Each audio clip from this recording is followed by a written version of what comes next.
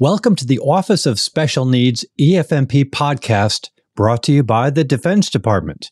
I'm Bruce Moody, and we're continuing our coverage of a new policy that standardizes EFMP support across the services. Joining us to continue this discussion is Tomeshia Barnes, who leads the Defense Department's Office of Special Needs. Tomeshia, always great to have you on the podcast. Welcome back. Thank you, Bruce. Glad to be back. So we've been talking about recent enhancements to the Exceptional Family Member Program. Today's EFMP Respite Care is on the agenda, specifically how respite care has been standardized across the services and what it means for families. So before we dive into that part of the discussion, just go ahead and explain what respite care is. What's its purpose and how does it benefit primary caregivers? EFMP Respite Care is a program benefit that provides temporary relief to family members responsible for regular care of eligible dependents with disabilities ranging from moderate to profound. And for EFMP respite care, the terms moderate to profound is used to indicate the level of support required for the family member to perform the activities of daily living. The terms are not associated with disability categories, and I wanted to make sure that was explained to families. Respite care enables the caregiver to take a break, to rest, to engage with others, or do the activities that they truly desire. So it's one of those benefits that allow caregivers to get some of that me time and just the opportunity to do other things and other activities as they see fit. Would you describe the revisions made to the EFMP Respite Care program and why they were made? One of the concerns that we frequently heard regarding the provision of EFMP Respite Care was the inconsistency in the number of hours by military service, as well as the inconsistency in determining eligibility. When we looked at standardizing EFMP respite care, those were two of our main focus areas. One, establishing a standard number of hours, and then two, establishing a mechanism to determine eligibility for respite care across the department. As we work through standardization, we recognized that families have diverse needs, and it's not always a one-size-fits-all situation. And so we did establish a mechanism to provide additional respite care support to families that may need that level of support. Why we really looked at standardizing EFMP respite care is that we wanted to offer an equitable experience for families, and we wanted to create a standard EFMP respite care benefit and a standard mechanism for determining eligibility based on the holistic needs of a dependent and that level of care that a caregiver is providing, and not to have a benefit that is specific to a diagnosis.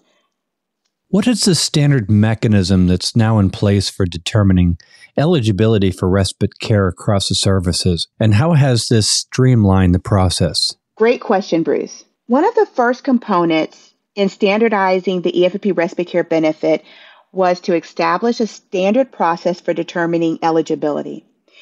When we looked at the standardization process, we sought to utilize and leverage best practices implemented by the military services.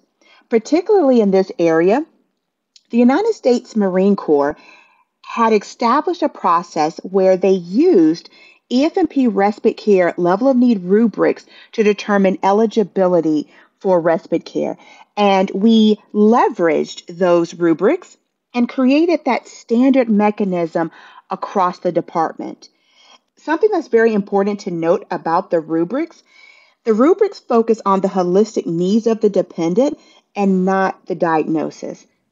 How does the updated policy cover adult dependents who were previously not eligible for respite care, and what led to this change in coverage? So one of the things when we talked about the reasons for standardizing EFMP respite care, we talked about the variability in how the program benefit was being provided. And one of those variabilities was across the department, dependent upon the service, adults may not be eligible for EFMP respite care. One of the things that's very important to note about the EFMP is that it's not a child-only program. And importantly, caregivers supporting adults also need support. They need time to relax. They need time to engage with others. They need that time to do what they need to do for their own health and wellness. And so it's very important to us that we ensure that caregivers serving adults receive support as well. And that's why we updated the policy language to ensure that that's a common practice across the department. How will the consistent number of respite hours, which is 20 or 32 hours per month, how will that be determined for each family? What are the factors that influence the allocation of these hours? So earlier in our conversation, we talked about the standard mechanism for determining eligibility. That standard mechanism, the EFMP respite care level of need rubrics, is also the mechanism that determines the number of hours for each family. So the standard allotment of hours will be offered monthly per family based on eligibility categories defined by those level of need rubrics. Dependents scored as level of need 3, that family is eligible for 20 hours per month. Dependents scored as level of need 4 are eligible for 32 hours per month. And dependents with a level of need 1 or 2 are not eligible for respite care services. And when we're looking at levels of need 3 and 4, those are dependents that have a higher level of need. And when I say higher level of need, they're requiring a higher level of assistance with their activities of daily living and just overarching needs that a caregiver is supporting. Each level of need rubric outlines the standard eligibility criteria, and that is what determines a dependent's level of need and concludes a family's eligibility for EFMP respite care. And just a couple of quick things about the level of need rubric that I think will be important to share is that the level of need rubric is organized in categories such as activities of daily living, educational needs, and behavior and safety, among others.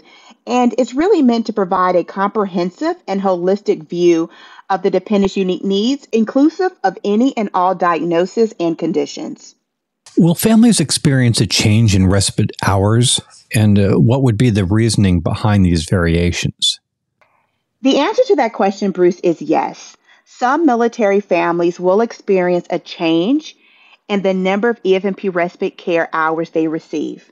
For some families, it will be an increase, and for some families, it will be a decrease. And the reason why there is variation is because the EFMP respite care benefit was not standard across the department. And with standardizing the number of hours, it will result in a change. And one of the ways we're addressing that change is a phased-in approach to implementation of the standard benefit so that we can ensure that we're communicating the change to our families and we're also working through those changes as well. How can a service member request additional EFMP respite care services if needed? So, Bruce, one of the things we talked about earlier is just that we recognize that it may not be a one-size-fits-all, and we know that the needs of families will vary. And so within the policy, we did create a mechanism that service members and or caregivers may request the provision of additional support if they're experiencing an exceptional circumstance or temporary hardship. Requests for additional care will be reviewed and approved by the military service on a case-by-case basis. And the final determination of what, if any additional support will be offered, is up to the military service. EFMP will review the request within 30 days and notify the family of the determination. And again, we know that the needs of families will vary, and so we definitely felt it was important to have a mechanism in place for a family that requires some additional support, and that mechanism is in place.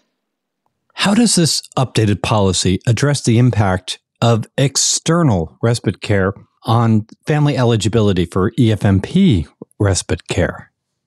We want families to receive and benefit from all available services. So within the updated policy, it was very important to us that we ensure that families are not limited on the availability of EFMP respite care if they're receiving external respite care services. And so we put a clause within the DOTI that indicates we will not limit the availability of EFMP respite care. We will not limit the number of hours we provide because a family is receiving respite care from an external source. And that could be TRICARE Echo respite care services or any other respite care services. We want families to receive all that's available to them. And so we wanted to make sure that we were not limiting in any way. Thanks, Tomeshia. How will the phased approach be implemented to ensure each family's needs are met during the changes to the respite care program? Wow, Bruce, that is a great question. The phased-in approach is designed to support our families. We do know with implementation of the EFMP standard respite care benefit, there will be families that will experience an increase of services. There'll be some families that may experience a decrease in services, and there are some families that may not be eligible for respite care.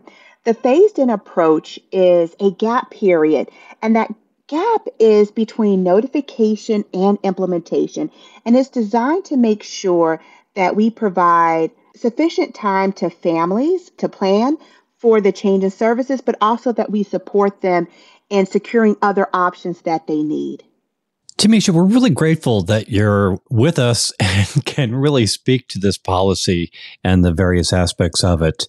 We're going to put some links in the program notes, but just give us an idea of where people can go to find support, additional information, just general information even about the Exceptional Family Member Program. One of the greatest places to seek help, support, to learn more about the EFMP is your EFMP Family Support Office. And if you don't know where that office is or who to contact, there's a wonderful online tool called Military Installations.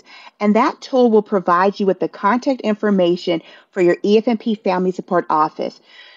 I like to say the EFMP Family Support Office is there to support families as they access and navigate the services that they need. So again, that's the one place that I would recommend all families either contact, become familiar with, because they're there to help you. Another great resource to assist families with information about EFMP and a wealth of other information that a family may need is Military OneSource. Service members and families can contact Military OneSource directly by phone or set up a live chat as well. Tomeshia Barnes, always great to have you on the podcast. We appreciate you being with us through this series of episodes where we break down this new DoD policy that standardizes EFMP support across the services. Thank you so much for continuing to walk us through this new policy. Thank you for having us, Bruce. And thanks for joining us for this episode of the Office of Special Needs EFMP podcast brought to you by the Defense Department. Be sure to subscribe wherever you listen to your podcast because we're covering all the EFMP standardization enhancements that you need to know about. And of course, share your feedback about this podcast, questions you have. And as always, you can contact MilitaryOneSource.mil for support anytime. I'm Bruce Moody. Thank you so much for listening. Take care. Bye-bye.